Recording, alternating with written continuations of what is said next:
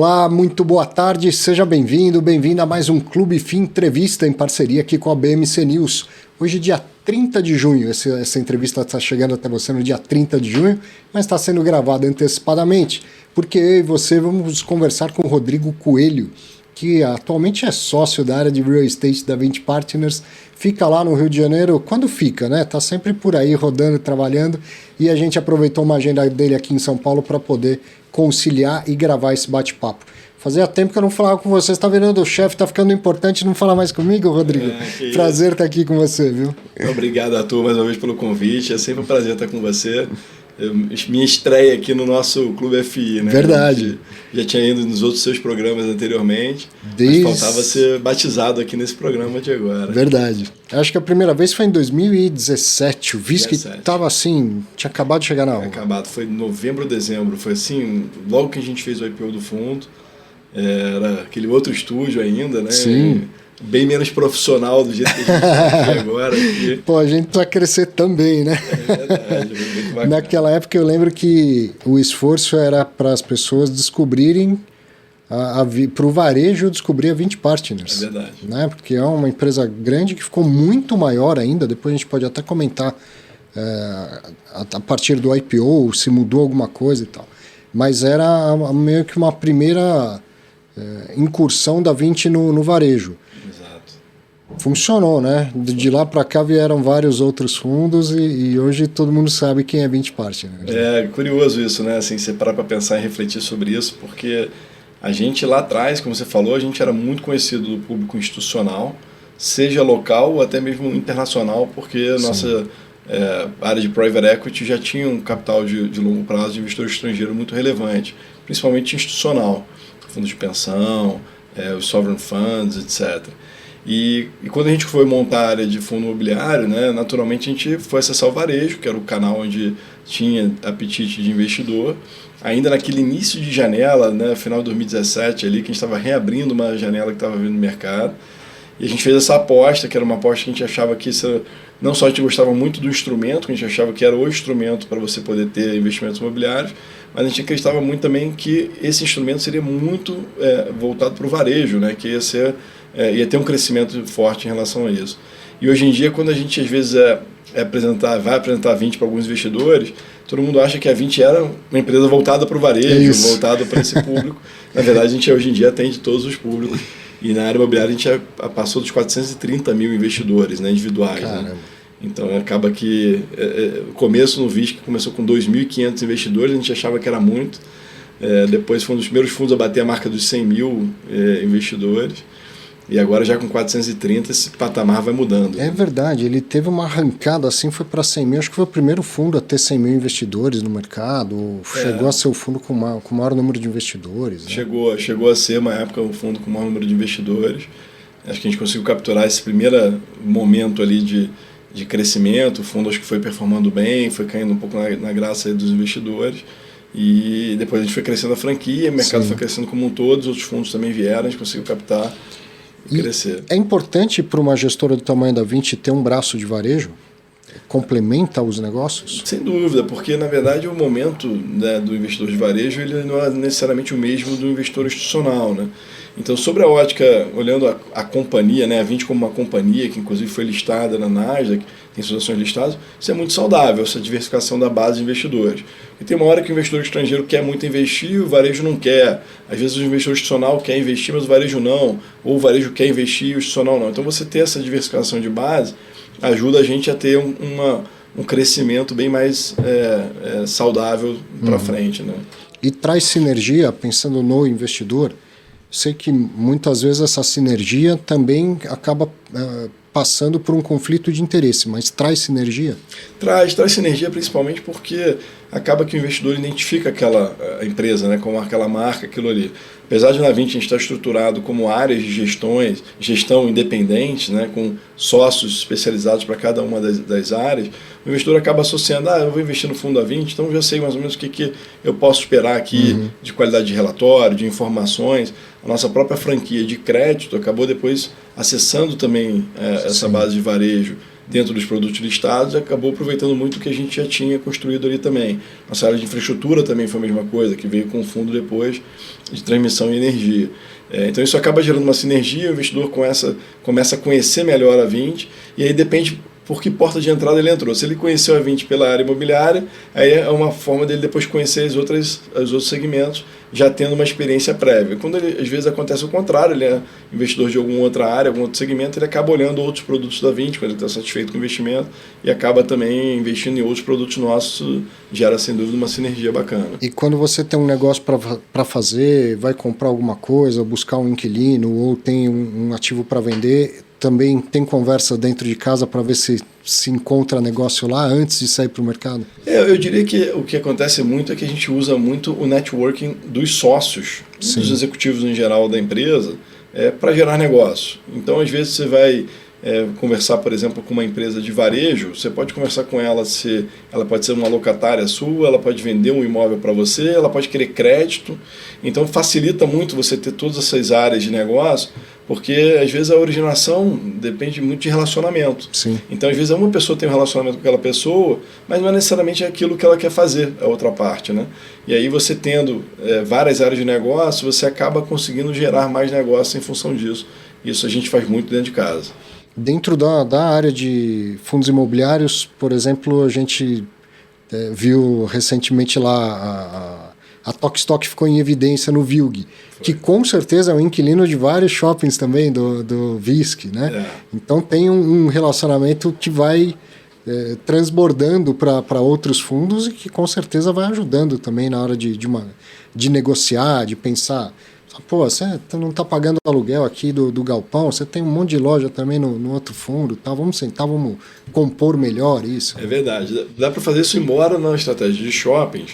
A gente sempre tem os administradores dos shoppings que acabam fazendo esse front nas negociações. Né? Em logística a gente também tem, o que são os administradores, os operadores que fazem esse front, mas a gente acaba, como o número de locatários acaba sendo menor, a gente acaba tendo uma proximidade maior com o locatário.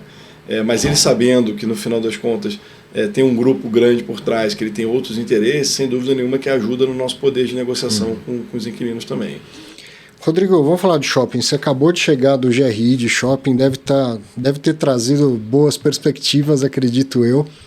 E agora que você falou do gestor do shopping, eu lembrei de um detalhe assim que eu vi no relatório do HGBS, o pessoal da Red, que eles trouxeram o relatório da Abrace e o relatório do HGBS. E o HGBS estava performando melhor do que a Abrace, melhor do que a média nacional. Eu acredito que com o VISC esteja acontecendo a mesma coisa. Sim. E com a maioria dos fundos, com shoppings de fundos imobiliários. Perfeito. Não é uma coincidência isso. Não. Por que os fundos imobiliários estão performando melhor do que a média nacional? Quando você olha para a média nacional, você tem shoppings de diferentes perfis, seja tamanhos, localização e até de tempo de maturação, e consequentemente os indicadores acabam sendo muito difusos. Né? Se você separasse talvez o que é a média Brasil, porque o perfil dos fundos imobiliários acaba investindo muito em shoppings mais para o perfil de maduro, né? Em grandes cidades, etc. Então, se você conseguir separar do que é a média nacional dos shoppings em grandes cidades, com bons administradores, com tamanhos semelhantes, etc., você provavelmente ia chegar em informações mais ou menos ali semelhantes entre eles. Mas quando você pega um universo muito grande, às vezes você tem shoppings que são shoppings de quase que uma galeria, de 5, 10 mil metros quadrados de ABL. É uma performance bastante diferente de um shopping relevante, por exemplo, de 50 mil metros quadrados de ABL. Ou cidades muito de interior versus uma cidade capital, onde tem bastante consumo. Então isso acaba diferenciando e naturalmente quando os fundos foram fazendo as aquisições, foram selecionando de uma forma ativa aqueles ativos que eles entendem que são bons ativos, que vão ter uma perenidade, crescimento, bons indicadores operacionais. Então ali acaba já tendo, de certa forma, também uma seleção de qualidade ali dentro dos fundos também. Né? Entendi. Então é mais a questão da amostra em si, do que não é que a gestão do fundo imobiliário está fazendo com que os shoppings lá de dentro performem melhor. A amostra aqui é diferente de mais se pensar na Abrace. Eu diria que o principal é a amostra. Claro que a gestão ativa da administradora e junto com o fundo acaba, sem dúvida nenhuma, contribuindo para a geração de valor. Mas ali também na média da Brás você também está comparando com companhias listadas, com companhias privadas que podem ter perfis de serem bons administradores ou não bons administradores. Então eu acho que o principal acaba sendo muito mais pela amostra mesmo de fato. E se a gente for comparar também com as companhias listadas, de uma maneira mais geral, assim, os fundos imobiliários têm performado muito melhor do que as companhias do mercado imobiliário. Comparar o IFIX com o Ibovespa, tem épocas que o Ibovespa passa ali, tá? Agora comparar o IFIX com o Imob, parece que a gente está falando de mercados completamente diferentes. Né? O que será que explica isso? Assim? E eu lembro, uma vez você fez até uma provocação aos gestores institucionais, mostrando a liquidez do VISC maior do que outras companhias, que isso acho que já não é assim, as companhias acabaram ganhando muito mais liquidez, mas tá aí o resultado, né? Por que será que os fundos imobiliários têm entregado mais resultado com menos... Tem entregado o resultado que o imóvel não está entregando e com muito menos volatilidade do que as ações? E eu acho que tem um pouco de várias coisas envolvidas nisso. Assim. Primeiro, a estrutura de fundo imobiliário. Uma estrutura muito simples. Você tem os imóveis ali dentro, você tem as despesas operacionais do fundo, resultado você distribui para o investidor. Então, o fato de você ter uma distribuição muito grande no fundo é como se você comparasse uma empresa que não paga muito dividendos ou uma empresa que paga muito dividendos. Você vai ter normalmente uma volatilidade bem menor nas empresas que pagam mais dividendos, que tem um fluxo de caixa mais previsível. Outra coisa é que quando o momento de mercado não é tão favorável para grandes expansões, desenvolvimentos, etc., a companhia ela perde competitividade com os fundos imobiliários. Porque a nossa estrutura, você acaba tendo muito pouco custo quando você compara com uma companhia listada. Companhia listada você tem não só toda a parte de operações, administração dos shoppings, comercialização, que é muito intensivo em pessoas, mas também, por exemplo, desenvolvimento de novos negócios. A companhia está sempre precisando expandir para mostrar crescimento para os seus investidores. Então tem um pouco de perfil. A outra coisa também tem a ver com a base dos investidores. As companhias listadas elas acabam acessando principalmente os grandes investidores institucionais e muito investidor estrangeiro. A Bolsa Brasileira, no geral, ela tem muito impacto do como é que o investidor estrangeiro está enxergando as ações e, consequentemente, isso acaba gerando, né, quando o investidor está mais otimista, o investidor estrangeiro, as ações acabam valorizando mais. E o que tem acontecido é que, como no mercado americano, os shoppings vieram sofrendo na última década, os investidores estrangeiros acabaram adquirindo um certo preconceito em relação às empresas de shoppings. Então elas acabaram, vou dizer assim, mas ficaram um pouco esquecidas ali pelos investidores. Então a base de investidores hoje é muito mais local, principalmente quem está ali no trading no dia a dia, e aí os investidores locais também sofreram um pouco da dinâmica de terem resgates, que é uma outra coisa que os fundos imobiliários não têm, né? Você tem a negociação no secundário, o investidor que recebeu dinheiro, ele vende as cotas. Na Bolsa, isso também acaba acontecendo pelo investidor. Só que o investidor dele, normalmente, se for um fundo de ações, ele acabou recebendo um resgate nesse período, ele é obrigado a vender as cotas as ações daquela empresa. Então você tem os investidores, em geral, pouco alocados em ações e pouco alocados também no segmento de shopping. Isso não significa que vai ser sempre assim. Você pode ter momentos que, eventualmente, os investidores estejam com mais apetite a risco, sejam investidores, grandes investidores, institucionais, estrangeiros, e voltem a olhar um pouco mais para as ações. Mas eu diria que a estrutura de volatilidade de fundo imobiliário ela é menor do que de ações para essa componente de distribuição de renda. Tanto que tem sido copiado por outros produtos, né? Sem dúvida. Fiagro, Fiinfra, CDB com pagamento de renda mensal e tal. Acho que isso mostrou, não é só que caiu no gosto do brasileiro, mostrou resultado em diminuir volatilidade. Né? Sem dúvida. Previsibilidade para investimentos é sempre saudável, né? É sempre bem-vindo para os investidores. Sim. E no caso dos fundos imobiliários, como eles acabam distribuindo a renda, acaba tendo uma boa previsibilidade, a não ser que você tenha um efeito de crise muito volátil. Mas, de novo, como o custo é pequeno da estrutura, você não é que você tem a margem operacional ela acaba sendo muito elevada no final das contas. Então, se você teve uma vacância que subiu de 5 para 10, não é que vai te destruir teu resultado, vai ter um impacto provavelmente nessa ordem de grandeza, de 5, 10% de queda no resultado. Numa companhia, por exemplo, se você tem uma queda de uma receita de 10%, como a despesa dela é quase que fixa e elevada, o impacto sobre o resultado é muito maior. Então isso acaba sendo mais superdimensionado ou subdimensionado dependendo do momento de mercado que você está vivendo, em termos de crescimento ou não. Né? E a alavancagem, né? Daqui a pouco a gente fala um pouco mais, explora e compara a alavancagem de uma com outra. Mas fala do mercado de shopping. Você acabou de vir de um fórum onde muita gente vai lá discutir. Internamente na 20, com certeza vocês acompanham, estudam muito. Como é que você está? Está mais otimista? Esses resultados que a gente está vendo melhores, eles vão continuar melhorando? Se tem um segmento que eu apostaria com base nas condições econômicas de mercado que a gente tem e até mesmo políticas com esse novo governo, é o segmento de varejo, o segmento de shopping. Por algumas razões, né? Quando você olha o que está acontecendo na economia, você pode falar, bom, o custo de capital está elevado, isso gera um custo de endividamento maior para as companhias, isso afeta um pouco o resultado operacional. Isso é verdade, isso afeta não só as companhias de varejo, mas também outras companhias também que dependem de captação. O outro lado da moeda é que a taxa de emprego continua bastante elevada no Brasil, a gente veio melhorando a taxa de emprego ao longo dos últimos anos, né, de emprego caindo, então a renda das pessoas está maior. O crédito ele é importante para consumo, mas é mais para consumos de ativos que são de um pouco mais de longo prazo, eventualmente um carro, um apartamento, algo nesse sentido. O consumo do dia a dia ele é mais afetado pela renda, e a renda está vindo muito forte. E os programas de governo que a gente acaba sendo beneficiado, porque esse é um governo onde a gente entende que no momento que se tiver algum tipo de gargalo ou que eventualmente o consumo não esteja acontecendo, vão ter estímulos que vão ser feitos. Tá, e o carro popular que já foi assim... o carro popular, o Bolsa Família, que voltou nesse governo de novo com o nome anterior e com um volume mais alto de dinheiro. Tem esse novo programa agora que eles estão ainda botando em prática para as pessoas que estavam endividadas reduzirem, né, o endividamento, chamado Desenrola. Isso acho que vai dar uma outra fonte de renda, de sobra de renda das pessoas, né? Porque ela tem a renda, mas a renda estava muito comprometida com dívidas. Na hora que você tira aquela dívida daquelas pessoas, a pessoa volta a poder consumir. E com um emprego ainda bastante robusto, ainda sendo gerado, as pessoas ficam confortáveis de continuarem consumindo. Então, assim, acho que no geral o segmento está vindo muito bem, desde o ano passado. Acho que o ano 2022 foi um ano fantástico. O ano 2023 começou também muito forte, mesmo com os solavancos na parte de crédito ali em janeiro, fevereiro, que teve com Americanas, Stock, a própria Light, que entrou em recuperação judicial, a Marisa também está passando por certa dificuldade.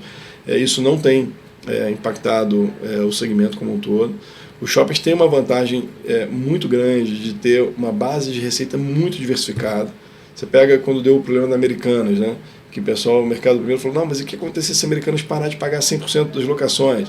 O impacto ali está na ordem de 2,5% do resultado de um shopping. Se você pega em outros segmentos, a concentração média por locatário é muito maior do que 2,5%. Isso que Americanas talvez seja um dos maiores locatários em termos de ABL dos shoppings, né? Então, se você comparar os maiores locatários de outros segmentos, vai impactar talvez 10%, 15%, 20%. Então, você tem essa proteção e o shopping é um ser vivo. Assim, e o shopping vem fazendo mudanças, né, os administradores, os fundos e as companhias, no mix do shopping de forma constante.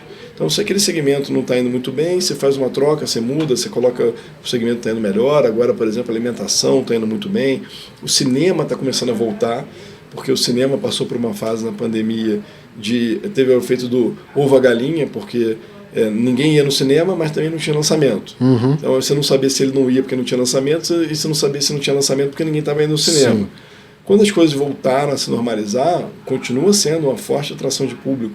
A gente tem algumas operações em alguns shoppings nossos que se discutiu na pandemia, eventualmente, de acabar com o cinema daquele shopping.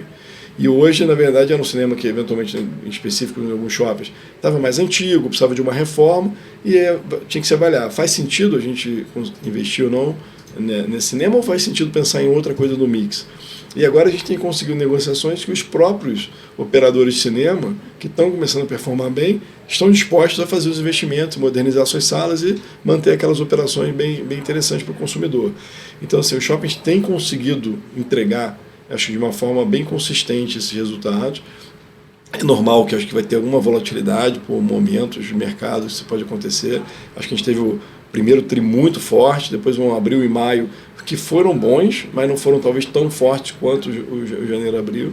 E agora eu acho que olhando para frente, com a expectativa de queda de taxa de juros, Aí acho que você dá uma ajuda de novo aos lojistas que eventualmente estão um pouco mais alavancados, então você vai conseguir dar uma certa folga para ele, e os próprios consumidores que eventualmente, seja num programa como eu comentei, um desenrola, seja pela própria redução da taxa de juros, que já vai também facilitar e melhorar a própria percepção deles sobre o período para frente e o consumo.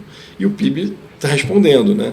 A gente também estava no GRI, teve um estudo de uma consultoria que é contratada pelo GRI, da Brain Company, que eles mostraram como que tem sido revisado a pesquisa Focus do Banco Central a respeito de crescimento de PIB.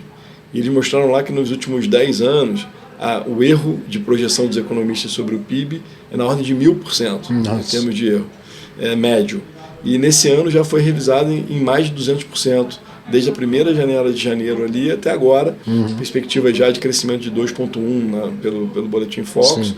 E quando a gente olha dentro da 20, a gente já tinha uma previsão mais alta que essa, e a gente continua revisando também um pouquinho para cima, porque de fato acho que a economia tem reagido positivamente e eu estou pessoalmente bastante otimista em relação às perspectivas para frente. E é o que está faltando, né? O PIB andar para vários segmentos diferentes, não só para o varejo e para o shopping. E o lojista, Rodrigo, ele saiu, assim, o governo ele agiu não só no Brasil, no mundo inteiro. A coisa mais impressionante da pandemia é como foi tudo ao mesmo tempo, tudo parecido no mundo inteiro, tanto os efeitos quanto a reação. Governos do mundo inteiro aprovaram linhas de crédito e tal para vários segmentos, inclusive para a renda como um todo, e renda acaba virando gasto no varejo, né? Mas o lojista, ele contou mais foi com o administrador do shopping, o fundo imobiliário e tal. E aí, falando de ovo e galinha, a galinha dos ovos de ouro é o lojista, né? Ele precisa estar forte. Eu notei, por exemplo, que a vacância aumentou um pouquinho no VISC. O lojista está conseguindo se recuperar? A gente está vendo os fundos melhorarem. E o lojista, ele está respirando ou ainda está muito difícil? Eu diria que quando você olha, talvez, a base de lojista é bem dispersa. Você tem lojistas que estão performando muito bem, e você tem lojistas que talvez não estejam performando tão bem. Tanto que a gente viu o caso como Marisa, por exemplo, que está em recuperação judicial. A Lojas Líder também foi uma que entrou em recuperação judicial. O segmento do varejo ele é de fato muito dinâmico. Por ser um business de margem pequena e muito dependente de capital, se não for muito bem gerido, ele às vezes passa por alguns soluços. E assim como no passado, Mesbla, Mapping, coisas que eram muito relevantes e deixaram de existir, isso vai continuar existindo daqui para frente. Mas eu acho que a grande coisa interessante do shopping é que você não é muito dependente de um varejista, né? Então, se você tiver com alguma situação que determinado segmento ou determinada marca você está com algum problema, você consegue substituir, trocar e às vezes até tornar mais rentável. Mas no painel, até no GRI, teve um painel que era dos varejistas, que o GRI tem dado bastante apoio também e atenção aos varejistas. E não sei se foi uma amostra muito enviesada ali, mas a gente tinha representantes de 6 marcas nacionais, eles bastante animados, inclusive lojas falando de retomar planos de expansão, crescimento. É aquela coisa, né? Assim, é o ciclo que se retroalimenta, né? Quando todo mundo fica otimista, acaba que as coisas acontecem naturalmente. Verdade. O consumidor consome, o lojista vende mais, ele quer expandir, o shopping também começa a pensar em áreas para expansão, etc. E essa questão, acho que da vacância que você comentou do VISC, acho que foi um aumentozinho bem residual. É natural que aconteça, às vezes, uma variações. Por exemplo, Tok Stock era uma operação que a gente tinha num shopping nosso, no Guatemi Fortaleza, que ela saiu do shopping. A loja Saraiva, que a gente até queria já tirá-la daquele ponto que não estava operando bem, e ficou muito tempo renegociando para sair, a gente conseguiu sair. Quando sai, ela fica vaga. Tá? Você colocar o outro contrato, assinar e você ter o contrato ali já vigente, você demora ali 1-2 meses, mas a tendência é que eu acho que ela volte a recuperar e até feche o ano, esse ano com uma taxa de ocupação melhor do que terminou o ano passado. Então essas são as oportunidades de repensar o mix. Acho que ele é repensado o tempo todo, né? Mas são as oportunidades de executar esses novos planos para o mix, né? Quando você tem uma área maior que fica vaga. Perfeito. Outro painel também que foi interessante no GRI Estava a Cristina Betts, que é a CEO da Iguatemi, junto com o Rafael Salles, que agora é o CEO do conglomerado Aliança Tonai mais BR Malls. Agora é uma empresa da América Latina. E esse foi um ponto que eles tocaram, né? Porque quando está tudo muito, muito bem, você tem dificuldade, inclusive, de você conseguir controlar o mix do seu shopping. Porque aqueles lojistas que estão lá não querem sair. Então, se você acha que aquele lojista não é o melhor lojista para você ter, seja pelo segmento de atuação, pela marca, por qualquer razão que seja, ele está adimplente, ele está feliz, ele está vendendo, você não consegue fazer muita coisa. Nesses momentos em que você tem alguns segmentos não performando bem, algumas lojas não performando bem, às vezes é até um momento de oportunidade de você conseguir trocar aqueles lojistas que já não eram operações que estavam muito bem, não estavam muito saudáveis e, portanto, já não eram um grande atrativo para o shopping como um todo. E aí você troca por marcas ou por modelos de operações que estejam realmente mais rentáveis, que estejam fazendo mais sentido para o shopping. Nesse período aí de 2017, então, para cá, que você teve à frente do Visc, você viu mudar muito essa natureza do mix? Eu, como consumidor, toda vez eu me surpreendo. Você falou que o estrangeiro tem um certo preconceito com shopping. Acho que eles têm bastante para aprender aqui, né? Porque toda vez eu me surpreendo. A loja de aluguel de carros, né? Depois de virar investidor de fundo imobiliário, você bate o olho ali e fala, olha esse cara otimizando o estacionamento que estava vazio. Né? Como gestor de shopping no Brasil é bom e criativo. E o máximo para mim foi um dia que eu cheguei no shopping e vi um espaço de coworking no meio do... como se fosse um quiosque ali para qualquer um abrir seu computador, fazer uma reunião. Cara, os caras são geniais, né? Você viu mudar muito o mix e vai ver sempre, porque é uma questão não só do que está acontecendo dentro do shopping, é uma questão das gerações que vão mudando. Sim, né? Total. E isso tem que ser muito observado, assim. Inclusive, uma coisa mais recente que a gente tem discutido muito no segmento, por exemplo, é a parte de alimentação. As gerações mais novas não têm frequentado muito praça de alimentação. Coisa que você olha na década de 70, 80, qual era o conceito, né?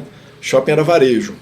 A praça de alimentação era para quê? Para você consumir rápido a alimentação e conseguir voltar para o varejo e gastar o seu tempo uma hora ali dentro do varejo. De uns tempos para cá, eu diria, né, fazendo uma história longa, curta, né, você olha 30 anos, 40 anos para cá, esse mundo foi mudando. Você teve um período que conviveu bem a operação de fast food com restaurantes, e hoje, cada vez mais, os fast foods não estão performando tão bem e os restaurantes estão cada vez performando melhor. Então, essas gerações mais novas, por exemplo, tem uma pesquisa que também foi colocada lá também no GRI, falado sobre isso, tem preferência muito mais para alimentação mais demorada, uma alimentação até mais saudável do que a alimentação de fast food, que geralmente é uma alimentação não tão boa nutricionalmente. Né? Então, isso foi, por exemplo, uma coisa que a gente observa de 2 anos para cá. Não é um período tão longo assim. Restaurantes, em geral, vem crescendo no shopping de 10, 15, 20 anos para cá. Mas acho que a aceleração do restaurante com a desaceleração do fast food é um fenômeno um pouco mais recente. E acho que chama bastante atenção. O aproveitamento de áreas, como você comentou, do estacionamento. Né? Você teve o fenômeno da uberização, o pessoal chama, ou de carros por aplicativos, que fez com que as pessoas tivessem mais conforto de ir com veículos que não o seu próprio para um shopping. Estacionamentos ficaram um pouco mais ociosos. A primeira pergunta que vem, então os shoppings estão perdendo receita de estacionamento? Não. Porque o que você perdeu de fluxo, você compensou na tarifa do estacionamento, né? Porque a receita é tarifa versus o fluxo. Você perdeu o fluxo, mas você compensa na tarifa, você ganhou a receita. Só que, além disso, você teve áreas disponíveis que ficaram no estacionamento. E aí você pode aproveitar essas áreas para poder explorar, como você comentou, aluguel de carro, às vezes tem universidades, cursos, coisas de serviços, que o estacionamento geralmente tem um pé direito mais baixo, né? Normalmente é metade do pé direito no shopping. Então, uma operação de varejo mesmo, não fica tão boa. Mas operações de serviço, que você não precisa de estoque, você não precisa ter um mezanino, funcionam super bem. Então, você tem aí a utilização dos estacionamentos como uma fonte de geração de receita, que era algo que você não tinha no passado. Então, tem shopping que meio que abriu uma ala nova num espaço que era estacionamento. A gente tem shoppings no nosso portfólio que tiveram essa característica. Um outro exemplo, o Iguatemi Fortaleza, estava lá 2 semanas atrás. Eles no último pavimento do deck parking, lá é um shopping muito grande, então tem estacionamento descoberto, coberto, subterrâneo, deck parking tem de todos os tipos. E o último pavimento do deck parking, eles observaram que ele não era utilizado. porque era quase que a última opção. Você utilizava talvez no Natal, em período de altíssimo fluxo, ou para aquelas pessoas que queriam procurar vaga e falavam assim, eu sei onde tem vaga, vai no segundo andar daquele do deck park. Eles fizeram uma alocação por uma rede de uma academia com beach tênis, que é uma coisa que você parar para pensar, como é que você vai ter, né, um beach tênis dentro de um shopping, né? Você tem ali no deck park uma academia com pistas de skate, futebol de society. Então a academia tomou aquele espaço para alocar, eu estive lá visitando, um espaço super agradável, que foi feito no último pavimento, até tem uma vista interessante, porque ele é meio alto, e foi aproveitado e naturalmente isso gera renda, isso gera resultado, e aí você vai compensando com eventuais perdas que você possa ter de alguma outra operação que você tinha ali, né? Cara, muito interessante. Shopping é um bicho muito vivo, né? E aquilo que a gente sempre defendeu, Arthur, a localização dos shoppings é que faz os shoppings serem diferenciados no Brasil. Você pode falar assim, os shoppings foram evoluindo no Brasil, teve inteligência das pessoas que estavam por trás, executivos, percepção, hábitos de consumidor, teve tudo. Mas se eles não tivessem uma localização urbana, a gente não tinha conseguido transformar o shopping no que ele é hoje. Assim, e é o que os Estados Unidos agora está tentando fazer. Os shoppings bem-sucedidos nos Estados Unidos estão adotando exatamente a mesma metodologia que a gente já tem aqui no Brasil. É transformar o shopping como um complemento da vida daquelas pessoas. O cara vai ali, resolve o serviço, resolve uma atividade de lazer para as crianças, alimentação e também as compras, que era uma coisa que já existia e continua existindo, talvez em menor proporção, porque talvez um pedaço das vendas acabaram indo, de fato, um pouco para o e-commerce. Né? Então, você perdeu um pouco para o e-commerce nas vendas, você diminui sua área de varejo e você complementa seu mix com outras atividades. Serviço.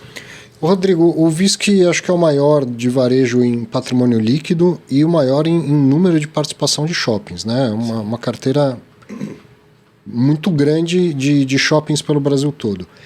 Tem diferença? Sim, lógico, São Paulo é o maior mercado consumidor, Rio de Janeiro também e tal, mas se a gente estivesse falando de logística, de escritório e tal, é muito diferente quando sai desse eixo. Com shopping isso é mais plano. Sim. O Brasil, se você anuncia amanhã que está comprando um shopping no Nordeste, o cap rate tem que ser muito maior do que se fosse no Sudeste? Tem engraçado que essa é uma boa pergunta, porque tem muita gente que tem um pouco da percepção que deveria ter uma diferença muito grande. Mas no final, quando você analisa um shopping, o que é o principal driver econômico de um shopping? É consumo. Sim. Então, se você está numa região onde a oferta de equipamentos de shoppings ou de varejo está compatível com o consumo daquela região, eventualmente você pode ter no Nordeste um shopping que eu avaliaria, por exemplo, com um prêmio, né, pagar um cap mais baixo do que eventualmente um ativo numa região de São Paulo onde tem muita competição e que aquele ativo talvez não tenha uma boa performance operacional. Então ela não depende necessariamente de você estar nos grandes eixos. E no Brasil você tem renda distribuída por várias regiões. É claro que você tem uma concentração de PIB em São Paulo, por exemplo, nos principais capitais. Acho que as principais capitais ainda vão ser fontes importantes, porque, afinal, é a renda versus o número de pessoas que tem essa renda. Né? Renda por pessoa versus o número de pessoas. Então, essa combinação acaba levando uma melhor performance operacional naquelas regiões onde você tem ali no Sudeste e tudo mais. Mas você tem regiões onde, dada que a oferta de shoppings não é tão expressiva quanto é aqui, tem menos competição, você tem uma concentração de renda que gera resultados e métricas operacionais fantásticas, às vezes até que não são vistas aqui. Claro, se você pegar os outliers, pega assim, a Iguatemi, talvez tenha a maior, em termos de público, como é que ela está posicionada, certamente é onde tem a renda mais alta. Esse é um posicionamento estratégico da companhia. Se você comparar os shoppings de Iguatemi com outro shopping, talvez mais para a classe média, você vai ver uma diferença bem expressiva nisso aqui. Mas se você pegar dois shoppings voltados para a classe média, seja ele no Sul, no Nordeste, no Centro-Oeste, às vezes você pode ter até performance melhor no Centro-Oeste, no Nordeste, no Norte, do que no Sul e no Sudeste. Então você não precisa estar localizado aqui no centro. E sempre fez parte da nossa estratégia do VISC a diversificação. Porque tem horas que vai ter o público de alta renda vai estar melhor, vai ter horas que o público de média renda vai estar performando melhor, porque tem auxílio, tem governo, tem, às vezes, crescimento do Brasil, geralmente, você gera mais renda adicional para as pessoas de mais classe média. Isso faz com que as pessoas aumentem o consumo. Na classe alta, se você gera mais renda, não necessariamente se converte em consumo. Então a classe mais alta ela é mais defensiva, ela é menos volátil. Ela tem que mexer muito ali na renda dela para ela ter algum impacto em consumo dela, seja para o bem ou seja para o mal. Nas classes médias, isso é feito já um pouco mais sentido. Então, por exemplo, eu estava conversando hoje com os analistas de equities lá da Vinci, comentando um pouco da alocação do capital em companhias listadas, né? Eles estão falando que o mercado, de certa forma, está olhando mais para um play como a Aliança Sonai do que, eventualmente, está olhando para a Iguatemi nesse momento. Porque é uma aposta que, talvez, num governo como esse, por todas as questões que a gente falou aqui no início, a classe média, eventualmente, vai ter uma performance melhor, isso vai gerar um crescimento mais forte e você fica, talvez, mais beta em relação ao mercado como um todo, ao Brasil. E outra coisa legal, então, a gente está falando bastante do governo atual, e aí já mexe com o ânimo das pessoas. São 50 anos de shopping no Brasil, né? Já passou o governo de tudo quanto é forma que você possa imaginar, mais isso, mais aquilo e tal, e o shopping está aí performando. Mas isso que você tratou da diversificação, é lógico que é super relevante, né? E não só por região. O shopping, tanto faz se ele é para classe A, classe B, classe C, desde que ele esteja posicionado para isso e entregando aquilo que o público quer. Exato. É muito diferente o que o público quer. Porque o Joãozinho 30 dizer que quem gosta de pobre é intelectual, né? Porque pobre gosta de luxo. Né? Essa frase é de uma inteligência gigante. Eu posso não ter a mesma capacidade, né? Eu não posso ir no JK Iguatemi, nas lojas do térreo, que lá para mim é só como se estivesse assistindo um filme. Mas vontade de estar ali, de ver aquilo, todo mundo tem. E isso, colocando para pessoas com poder aquisitivo menor do que o meu, eles também querem poder frequentar o shopping que eu frequento e tal. Tem muita diferença um shopping para classe C ou para classe A, por exemplo? Acaba tendo diferença, assim, porque no final tem um efeito aspiracional, que as pessoas querem olhar e querem estar num lugar, talvez sempre que seja 2 níveis acima do seu. Você não quer... a gente brinca um pouco falando sobre banheiro em shopping. O banheiro do shopping tem que ser melhor que o da sua casa. Olha que interessante. Se você tiver um banheiro no shopping que é pior da sua casa, você vai se sentir mal naquele shopping. Você vai falar assim, pô, tô num banheiro aqui que não é aquilo que eu estava imaginando. Isso vale para todas as classes. Só que a exigência da classe mais alta é uma exigência que é muito maior, então ele precisa ter uma coisa que te surpreenda. Nas classes mais baixas, essas exigências são menores. Mas tem muito também o posicionamento das marcas também. Então você tem marcas que eventualmente ela pode até, às vezes não é nem questão de preço do produto, às vezes é a forma como ela se posiciona, como ela se vende, e aí aquilo ali para um determinado público aquilo é totalmente aspiracional. Vou dar um exemplo de uma marca assim, Reserva. A Reserva tem uma performance nas classes médias muito boa. Mas por quê? Porque aquilo ali, quando o cara tem aquela renda extra, ele olha aquilo ali, eu quero ter uma camisa da Reserva. Então ele está disposto a juntar as economias dele ali para ir lá num dia e comprar aquela roupa. Então isso uma loja Reserva pode vender bem num shopping classe média, apesar do preço, o ticket, ser muito mais compatível com um shopping de classe alta. E ela vai também bem na classe alta. Então você consegue ter casos desses, mas na maioria dos casos você tem posicionamentos que são diferentes. E tem outra coisa, né?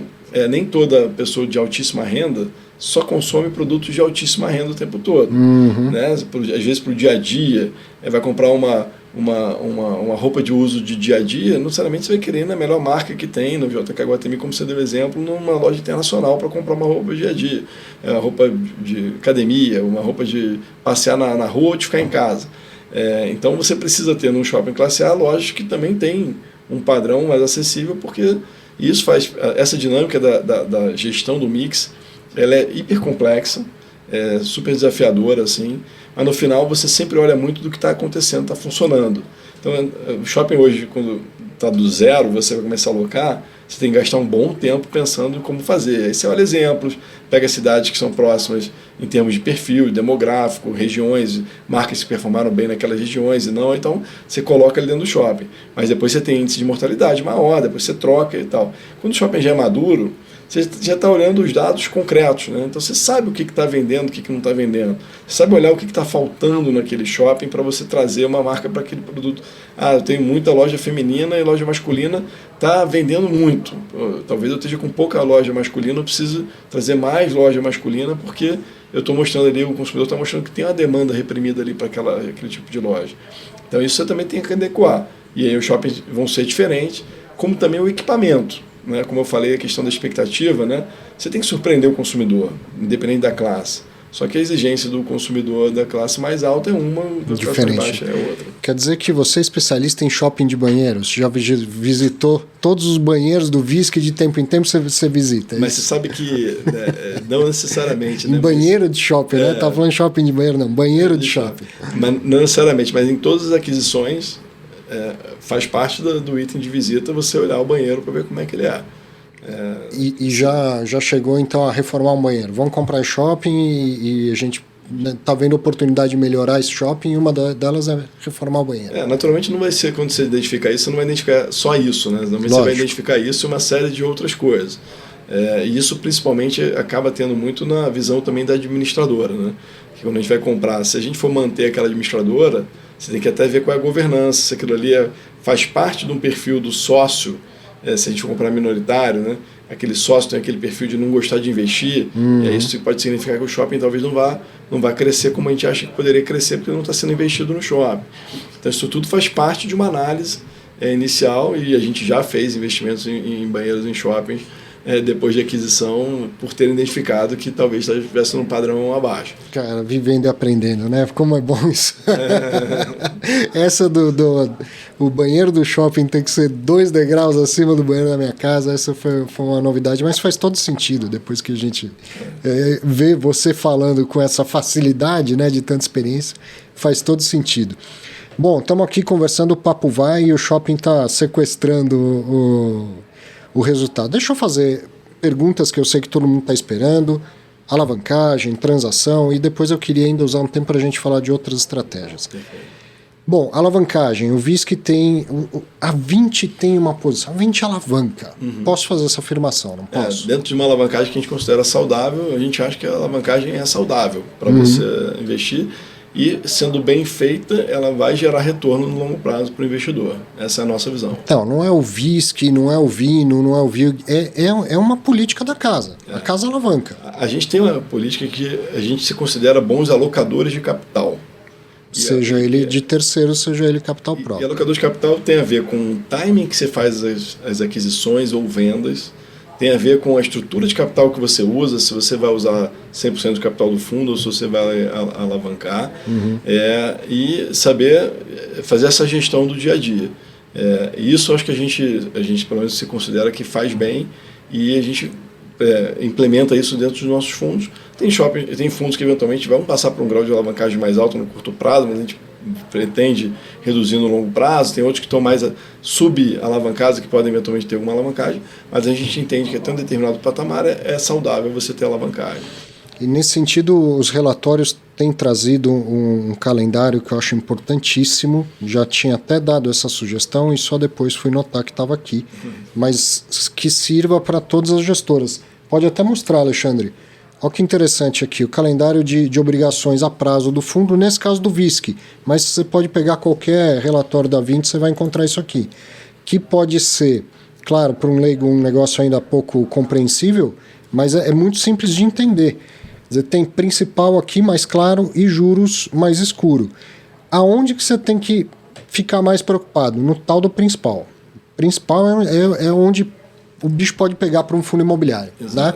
Os juros, dá-se um jeito, diminui o rendimento e a vida segue. Agora, o principal, por causa da regulamentação e por quê? A alavancagem em fundo imobiliário, ela não é, de fato, a alavancar, não é chegar e pegar dinheiro emprestado, né? Precisa de uma engenharia. O principal só pode ser pago com... que essa é a grande diferença de uma companhia para um fundo imobiliário. Na companhia, a dívida, o dinheiro não tem carimbo. Qualquer dinheiro serve para pagar a dívida. Num fundo imobiliário, não. O dinheiro tem carimbo.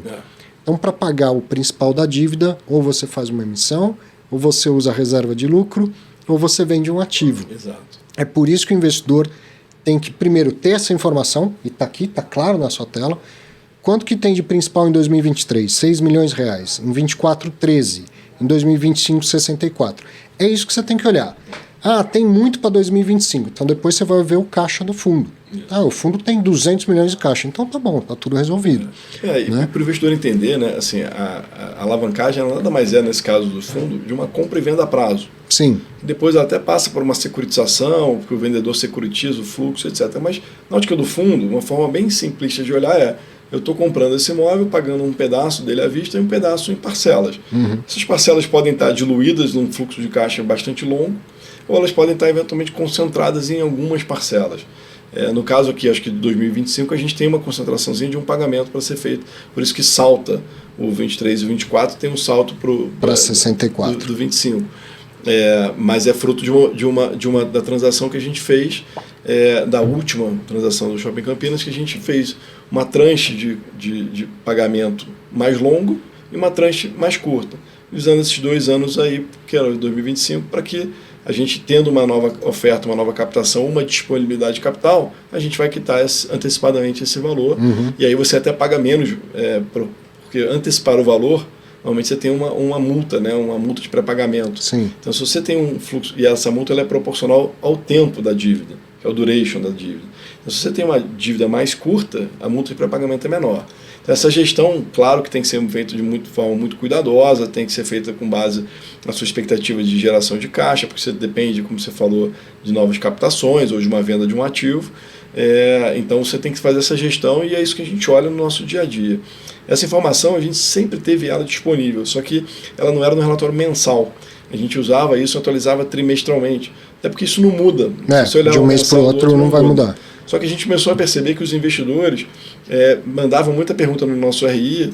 Eu queria entender o fluxo de pagamento da dívida. A gente tinha que fazer o link. Não, olha só, está aqui na página tal do relatório trimestral. A gente chegou à conclusão e falou: então, põe logo se está tendo mensal. demanda, joga no mensal, mesmo que essa informação não vai mudar muito frequentemente. E essa informação é super importante. E como você falou, acho que vale a pena reforçar esse ponto. Os juros não é o problema, porque desde que, obviamente, você tenha geração de resultado superior aos juros, aqui assumindo uma alavancagem de mercado convencional, dentro de um parâmetro confortável. E isso é o que acontece, pelo menos, em todos os nossos fundos. Os juros, 100% dele é pago no mês a mês, diminui o resultado. Com o aluguel dos shoppings, esse fluxo você pode direcionar para pagar juros. Isso, inclusive o rendimento por cota do fundo já está impactado por esse juros que está sendo pago. Qual é a graça da gente fazer a alavancagem? É que eu consigo comprar mais ativo, então eu gero mais resultado operacional, aí eu vou ter uma despesa dos juros e a diferença vira ganho para o investidor. Quando é que essa conta faz sentido? Quando o resultado do seu ativo é maior do que a sua despesa de juros. Sim. Agora, não obstante isso, a gente precisa ter uma forma de buscar capital, para pagar as parcelas de principal. Num fluxo mais longo, você pode usar os 5% da reserva de resultados, você pode usar resultados acumulados e tudo mais, mas é sempre bom você ter um caixa para você poder pagar essas dívidas e não ter muita concentração no curtíssimo prazo de obrigações. Quando tem isso, você tem que pensar em alguma estrutura, eventualmente até de reciclagem de portfólio, venda de ativo, para poder gerar capital para honrar suas obrigações. Né? Então, como a alavancagem hoje passou a ser um tema comum em gestoras, em fundos imobiliários como um todo, eu comecei a olhar e entender as diferenças. E uma coisa que eu tenho dito tem uma alavancagem que é especulativa, tem uma que não é. Por exemplo, eu tenho um contrato atípico de 10 anos corrigido pelo IPCA e um CRI que vence em 10 anos é corrigido pelo IPCA. O aluguel me gera 8, o CRI me custa 7. Não tem especulação nisso, não tem projeção. Tem um contrato assinado. Num fundo de shopping, eu não tenho um contrato atípico de 10 anos. Não. Qual é o lastro disso? É uma compra a prazo, ou são os contratos de locação típicos de um shopping? A maioria são a compra e venda a prazo. Então, o que você faz? Você negocia com o seu vendedor do ativo, fala assim: olha, Arthur, quero comprar o shopping tal. Eu vou te pagar, em vez de pagar 100 à vista, eu vou te pagar 100 corrigido por inflação mais 6, por exemplo, ao longo de 10 anos. Aí eu falo: mas não quero receber em 10 anos, quero receber à vista. Quero receber à vista. Aí eu falo assim: olha, então deixa eu te apresentar aqui a securitizadora. Essa securitizadora aqui, ela vai antecipar para você esse resultado dos 100, você vai receber seus 100 à vista. E a partir desse momento você vai ceder esse seu recebível contra o fundo passa a dever a securitizadora, e aí, então, a operação vira uma operação... Ou seja, vende a prazo para mim, que eu garanto que você vai receber à vista, mas desde que você aceite vender a prazo. Isso. Também dá para fazer alavancagem cedendo recebíveis. Como, apesar de você não ter contratos atípicos de longo prazo, você tem uma base muito pulverizada de contratos de locação, que você pode ceder essa base de contratos de locação e aí, obviamente, criando gorduras, porque esses contratos eles não necessariamente vão ser renovados, eles não necessariamente eles podem ser vencidos no meio do caminho e tal, então você cede mais recebível do que você quer captar, como uma segurança, um colchão, e você também pode fazer isso. Isso é menos comum. O mais comum é na aquisição você fazer estruturas de compra e venda a prazo. E aí, o que está em risco nessa situação? Eu vou dentro dessa minha classificação, vou chamar isso de especulativo. Certo? Porque o fluxo não é casado com... O fluxo que você recebe não é casado com aquilo que você deve. O que pode dar errado? O que o investidor tem que tomar cuidado quando olha para essa alavancagem? Ele tem que olhar qual é o retorno que você está tendo naquele ativo vis-à-vis o quanto é o custo da dívida. No seu exemplo, você falou, olha, se fosse um contrato atípico de longo prazo, a 8%, por exemplo, de cap rate corrigido por inflação, se eu financiar a 7%, eu estou com uma folguinha de 1%. É verdade, mas você tem que receber esse contrato de locação. Por mais atípico que ele seja, ele tem que ser... O risco de crédito continua lá. Você pode ter um problema. Então você tem, talvez, aí algum grau, nas tuas palavras, assim, de especulação nesse negócio. Que eu não chamaria de especulação, eu chamaria de risco. Talvez nisso que você está fazendo. Na gestão, por exemplo, de um shopping, também, de novo, é muito pulverizado, os shoppings têm um perfil de crescimento, você tem receitas que estão atrelados não só a degraus já pré-contratados de locação, que aumentam o valor da locação em termos reais, mas receitas de estacionamento que também crescem também acima da inflação. Então você tem uma expectativa de o cap rate que você comprou, vis-à-vis a taxa da dívida, só que no tempo você espera que aquele shopping vai crescer. Qual é o risco? Se aquele shopping, se você comprou abaixo do custo da dívida, aí você provavelmente já fez um mau negócio, você tem que apostar que vai crescer muito para frente. Mas o risco está depois que você comprou, se o shopping começar a performar para baixo, e aí aquela alavancagem pode, em vez de gerar valor, ela pode te destruir valor. Então é isso que eu acho que o investidor tem que estar olhando. Sempre qual é a taxa das transações de alavancagem, vis-à-vis qual é o retorno que está sendo esperado nas aquisições e acompanhar esses retornos depois para frente. E aí, recentemente, o VISC fez uma venda de shoppings que estavam aumentando o faturamento. Né? Então, muita gente olhou e falou, pô, estava indo tão bem, por que vender? O cotista não gosta de venda, né? Ele gosta de renda, a venda vai gerar renda, mas quando fala que vendeu o imóvel, geralmente o cotista fica reticente. Né? Por que foi importante essa venda no VISC? A transação do VISC, acho que a gente já tinha feito algumas vendas parciais, né?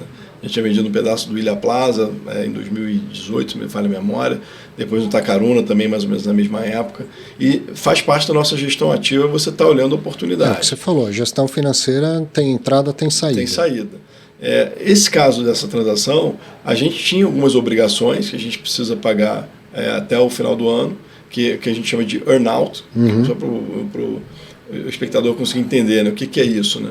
Na verdade, foram transações que a gente fez no momento em que existia uma incerteza muito grande sobre o cenário, sobre o mercado, que foi no período pós-início da pandemia, né? Então ali em 2020 principalmente, onde você tinha um risco muito grande do que ia acontecer com os ativos.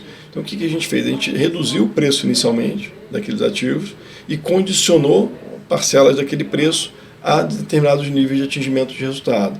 O lado bom da história é que esses resultados não só foram atingidos, como foram muito superados, porque os shoppings performaram muito bem. O lado não tão positivo é que você tem que pagar essas obrigações. Então elas geram obrigações de pagamento. A gente divulgou até no relatório trimestral as expectativas. Você tem cerca de 30 milhões em dezembro, 90 milhões em janeiro, que foram frutos, inclusive, da própria aquisição do Ribeirão, é um deles. O outro foi da transação da aquisição do portfólio da Ancar. E tem ainda para 2025 um portfólio do Praia da Costa. Então, a gente olhando... Isso não diminui a rentabilidade da sua aquisição, certo? Você complementa o pagamento para manter a rentabilidade que tinha sido esperada ou desejada no momento da compra. Normalmente, esse compartilhamento de earn-out, você compartilha um pedaço do seu upside. Então, você aumenta a rentabilidade se você atingiu o earn-out para pagamento. Então, no final, ter atingido foi bom para o fundo e não ruim, como as pessoas podem imaginar. Então, a gente tinha algumas obrigações. O fundo vem desde janeiro de 2020, fevereiro de 2020, sem nenhuma captação relevante de novo capital para o fundo.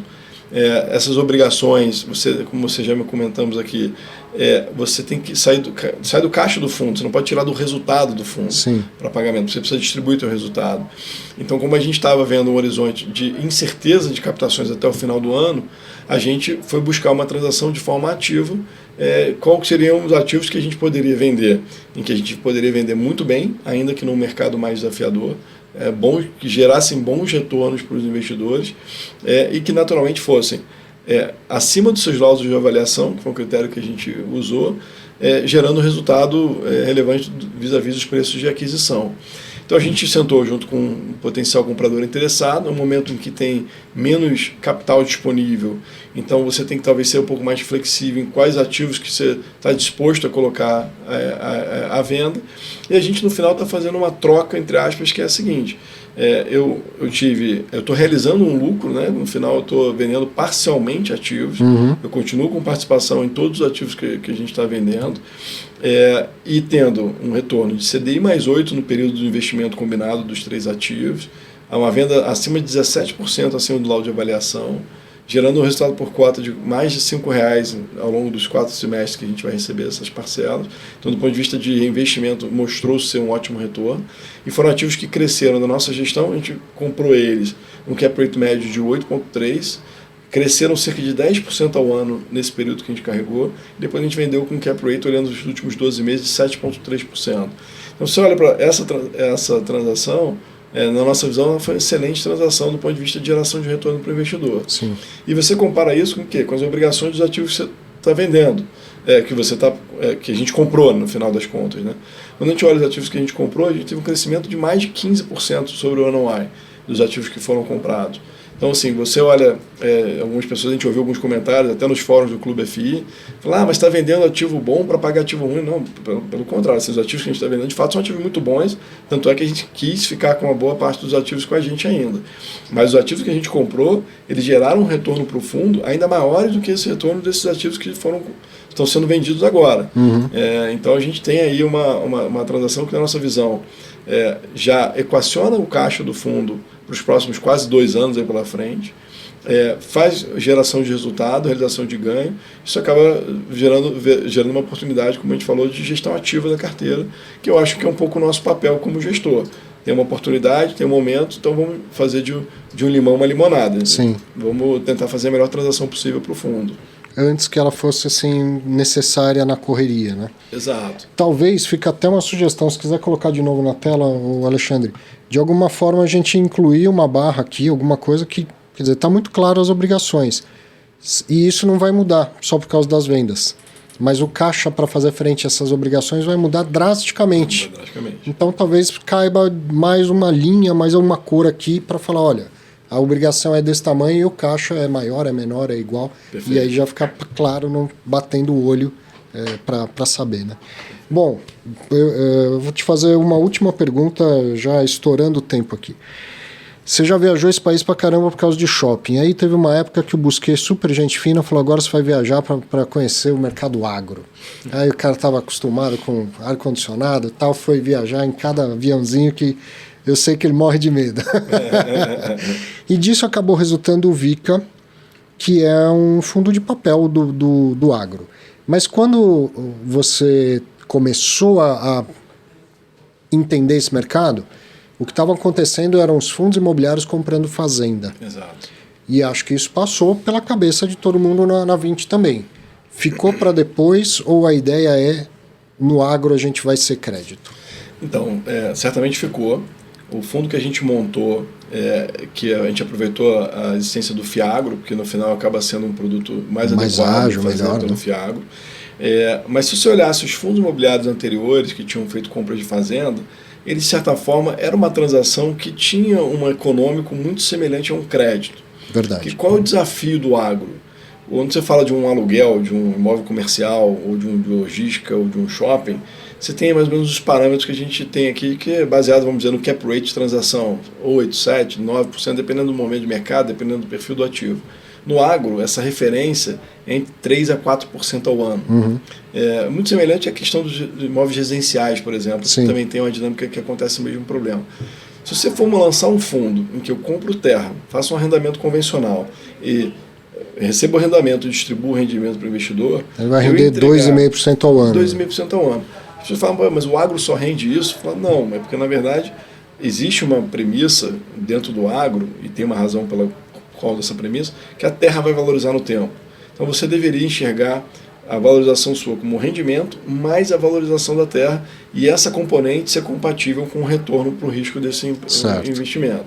E aí, razões muito rapidamente aqui da terra, a terra ela passa por um período em que você investindo nela, você torna a terra mais produtiva, com avanços de tecnologias, você consegue também extrair mais produtividade da terra, quanto mais produtiva, mais ela vale. Você tem um fenômeno de urbanização, então você tem uma escassez de terras, as cidades vão invadindo, e aí, em vez de você vender terra por hectare, você passa a vender por metro quadrado, então você consegue vender a preço muito mais elevado. E a necessidade de commodities no mundo, isso para você alimentar a população mundial, você vai precisar aumentar muito a produção agrícola no mundo, não tem muita terra, espaço para crescimento. O Brasil é um dos poucos países onde você tem ainda espaço para conversão de área de pasto em área de plantação. Então, você tem vários efeitos que fazem com que valorizam, as pessoas deveriam acreditar. Mas muito difícil de eu chegar para um investidor de varejo e explicar para ele, olha, você pode investir num fundo de shopping que paga 8% de dividend yield, no de logística que paga 8%, e no de agro vai pagar 2,5%, 3% de rendimento. Então, a gente fugiu um pouco desse caminho, e a gente foi para o caminho onde a gente acha que tem uma arbitragem para ser feita, que é o agro, apesar de ser tudo que é no Brasil, representar mais de 20% do PIB, é muito mal servido de capital. Então, o fazendeiro, ele precisa de um capital, seja dívida, seja capital para poder investir na compra de fazendas, para poder expandir sua produção. Então, se você conseguisse oferecer para o investidor, para o produtor, um crédito de longo prazo, que é o que acho que os FIAGs conseguiram suprir de certa forma, é um crédito que ele está disposto, inclusive, a pagar mais caro por ele, porque ele não tem esse crédito. O crédito que ele tem é ou máquinas e equipamentos, que são os finames da vida do BNDES, que é subsidiado, mas está vinculado ao teu equipamento, você não consegue se alavancar mais em relação a isso, e o plano safra do governo, que nem todo mundo consegue acesso, mas quem consegue é o plano de uma safra. Então ele toma o risco de na safra seguinte precisar se refinanciar. Eu me lembro quando eu comecei a olhar a FIAGRO, falei, nossa, os prazos são tão curtos, né? Até conversar com alguém do agro, falei, não, o prazo é muito longo, você não tem ideia. Porque o empresário do agro, ele toma crédito para uma safra. A gente está dando 2 anos e meio, 3 anos para ele, já é muito prazo. Muito prazo para ele. E até existe um risco também maior no agro da previsibilidade, porque você está vinculado também a fenômenos climáticos, que você está sujeito, eventualmente, ter quebras de safra. Tem uma razão para o crédito tradicional ser por uma safra. Ser por uma safra, você está mais protegido. Sim. É claro que você, no FIAGRO, você vai estruturar boas garantias que vão te dar um colchão. Porque o plano safra, o produtor não coloca a terra dele em garantia no plano safra. Mas para uma transação de um crédito de 3, 4, 5 anos, a gente vai exigir garantias reais, vai exigir seja a própria terra do produtor ou eventualmente algum outro ativo que ele possa dar em garantia, para a gente se proteger de algum problema operacional no tempo. Mas a gente acredita que tem muita oportunidade. E na questão de investir em terras, né, que foi um pouco da sua pergunta, a gente não deixou de lado, vamos dizer assim. É que a gente acha que a oportunidade no crédito, né, continua ainda muito forte. E talvez por uma questão de foco e disciplina a gente está mais focado no crédito nesse momento. Certo. Mas algum dia a gente pensa em trazer, só tem esse desafio de como construir o produto para que você gere uma renda que o investidor fique confortável com a renda dele, comparativamente a outros segmentos imobiliários. E ele ser setipado? Eu vou te dizer que eu torço o nariz, não gosto. Não gosto de fundo setipado, mas tem um monte de gente que gosta. Que para você tem sido essa experiência? Vale a pena? Vem outros fundos setipados na 20? Para mim, o setipado é uma questão de estágio. Assim, é o momento em que ele está agora, o investidor muito avesso a ver a volatilidade da cota.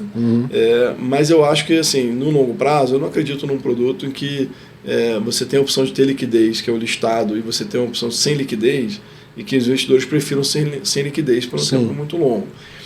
Por um determinado perfil de investidor que fale, olha, por 2 anos eu topo... não quero nem olhar... Não quero olhar essa cota porque eu quero investir para mais tempo.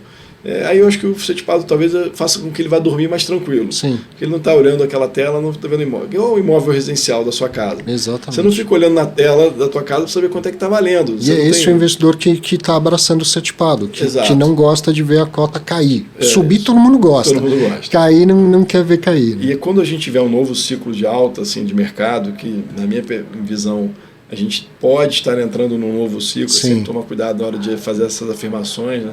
Mas na minha visão tem tudo para que a gente esteja entrando num novo ciclo de alta de preços dos ativos listados. Eu acho que quando o listado começar a andar, aí ninguém quer o um que não... vai falar o seguinte, o meu listado andou, mas o setipado não. Aí vai ser a hora de listar os setipados e transformar os listados os setipados em listados, e tudo vai estar dentro da mesma caixa. Para mim faz sentido o setipado, aquele fundo que tem um prazo de vencimento, e que você vai devolver o capital para aquele investidor. Sim. Porque aí não importa muito a volatilidade do meio do caminho. O que importa é quanto ele vai receber no final versus o quanto que ele botou no início. E aí aquela referência de mercado no meio do caminho ela já não passa a ser tão importante para ele. Exato. Como é um fundo de private equity, como é um fundo de desenvolvimento imobiliário, geralmente é nesse perfil. Então, isso já existe. Só que eu acho que o mercado adaptou isso porque as condições de mercado de captação do fundo listado estavam desafiadoras. O gestor de fundo imobiliário é quase tão criativo quanto o gestor de shopping.